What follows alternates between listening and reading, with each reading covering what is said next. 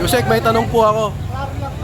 Nasa saligang batas o tama ba yung ginawa nila na hatiin yung pondo ng AKAP na hinati ng Senado at saka ng Kongreso? Unconstitutional na yon. Sabi ko nga, wala nang batas na sinusunod si Martin Romualdez. Wala na siyang batas na sinusunod. Kasi ang sinusunod niya is leading to communist dictatorship. Nakita naman natin yan. Ang ginawa sa Quadcom, wala din sa konstitusyon eh. Kahit ang Vice President, kanilang pinaglalaroan. Di ba? It's because kung napaglaruan nila ang Vice President, how much more yung hindi Vice President matakot sa kanila. Di ba? Nakita ninyo yung patutunguhan sa ginawa nila. They're practicing kangaroo court because ginamit nila ang komunista para litisin yung mga kalaban nila sa politika. So, unconstitutional yun. Kaya nga, dapat ang tao magsigaw na. Sir, anong masasabi nyo doon sa DPWH? Hindi naman sila nanghingi ng dagdag na budget, pero binigyan sila ng 280 billion additional. Ito pa. Kasi, yan ang source of funds nila sa pagnanakaw.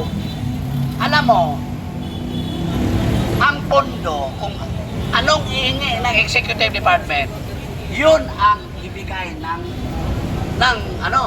Kongreso. Because the power of the purse nasa kanila. Inabuso lang nila. Pero kung anong hiningi sa Executive Department for implementation, yun lang yun. Huwag ninyong dagdagan. Pwede nagdagan eh. Because, sabi ko nga, ang tawag ko nga dyan, dinagdagan nila ng ito, devil funds. Anong ibig sabihin ng devil funds? Di ba ang devil ng kumbinsi ka, punta ka dito, dito ka, di ba? Dito, kaya bibigay ko sa'yo.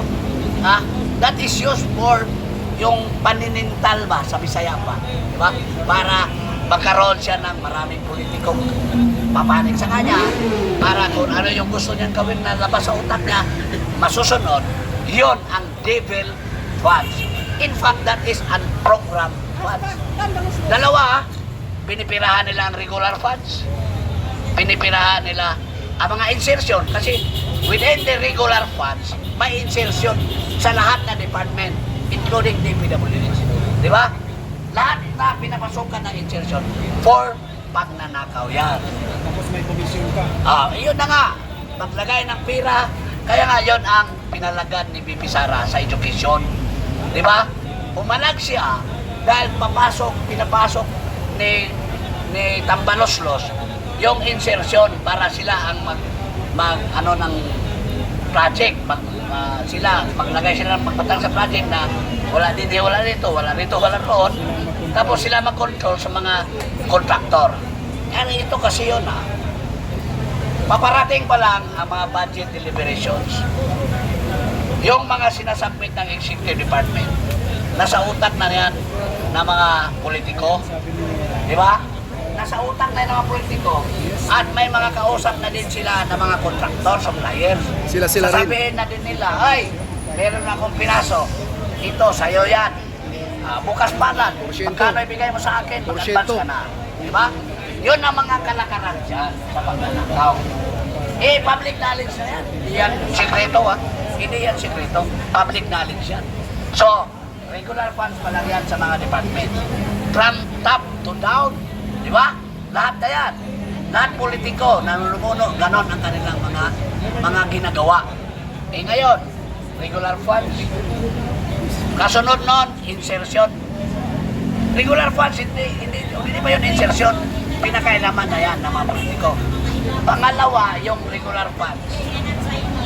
Lagyan ng insertion. Para special na yun na walang makialam dyan Ikaw politiko huwag kang makialam dyan. Akin yan. Kasi ako nag-insert yan. Ako ang masunod, sino ibigay ko na supplier yan. Unprogrammed funds. Iyan ang pinakamalaking devil funds.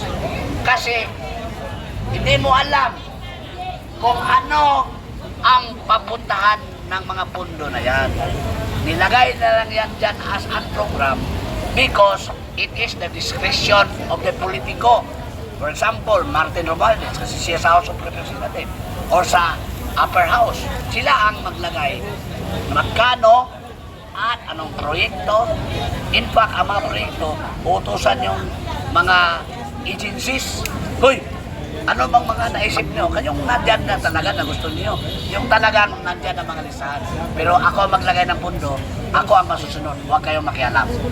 So yan ang mga malalaking pera na taon-taon ninandakaw ng mga politiko natin. Lalo na kung you are the Speaker of the House. Because the power of the force lies in the House of Representatives. Doon nag-umpisa ang pag-budget na sila may kapangyarihan. So yun ang source of corruption. Opo. Yusek, may nababasa ako sa mga social media na ayaw nila imbestigahan ang budget ni Bongbong Marcos, yung confidential. Oo, kasi, Ano masasabi niyo doon, Yusek? Kasi, ang confidential,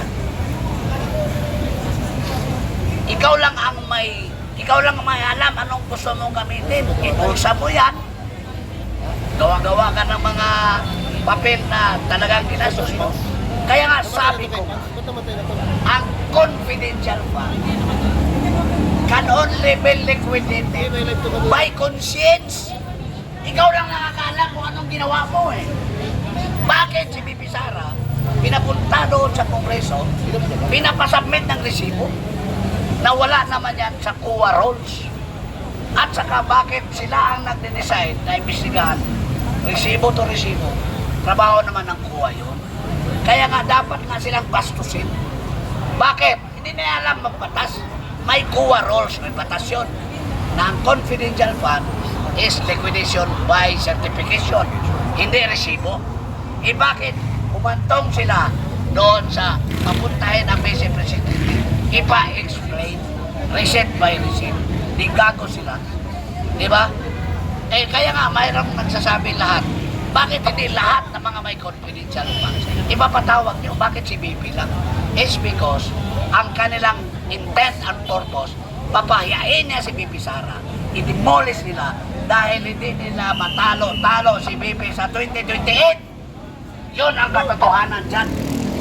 Wala silang laban ni BP Sara sa Pilipinas. Kaya nga, ngayon pa lang, siya na lang. Pero sa ginawa nila, sino ang nagsasuffer? Di ba ang taong bayan? Dahil wala na silang ginawa. Kundi ganon, magnakaw, magdimulis, puro politika. Oh, ano mangyari sa atin? Nga. Kaya nga, dapat maintindihan sa taong bayan ang mga ganyan nangyayari sa atin. Yusek, follow up. May patutunguhan po ba itong impeachment case na inihain nila laban kay BP Sara Duterte? Ay, lumalaki ang oposisyon ngayon sa taong bayan, kahit mga religious sector. Dahil naintindihan nila na tama si Sara, si BP Sara. Kaya nga, kinampihan nila si BP Sara dahil nakita nila na malinis si BP Sara at walang kasalanan. Bakit ninyo i-impeach? Correct. Kung may ma-impeach man dyan, si Bongbong Marcos, anong unang kasalanan ni Bongbong Marcos?